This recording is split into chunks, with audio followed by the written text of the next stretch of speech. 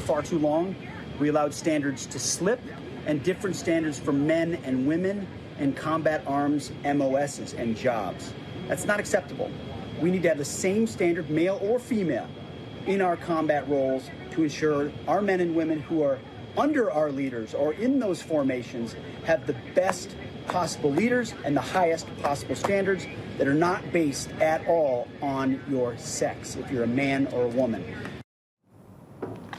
Tonight's red hot video, that's Defense Secretary Pete Hegseth saying that we have for too long allowed the military, the United States military, combat standards to slip to unacceptable levels for far too long. And Secretary Hegseth signing a memorandum reversing these principles and instead holding male and female soldiers to the same physical standards. Now, I've got to say, this raises a whole lot of interesting stuff. You know, there's a difference between men and women, and we need women in the military. You can't operate the U.S. military without a significant number of women. And that was a little bit general and not very specific, but are men and women going to have to do the same number of pull-ups and sit-ups and, you know, be able to run the 100 in the same number of seconds and so on? Well, this is something that came up in his confirmation hearing. There are a number of Democrat senators who attacked him for some of the comments that he had made in the past that were similar to this.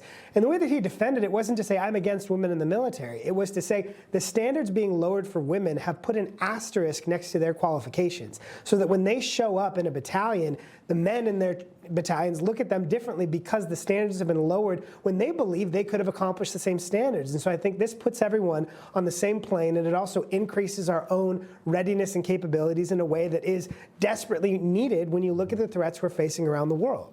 Well, and we've been having trouble, during the Biden years, big trouble recruiting at all. Recruitment numbers are way back up under President Trump. But I'm not in favor of holding women to the same standards when it comes to, and I spent 10 years in the Pentagon as a news guy and around the military for a decade, but you can't hold women to the same standard. Now, he's talking about combat troops, too. Not all troops are combat troops. I think it's a good move to hold them to the same standard for combat roles.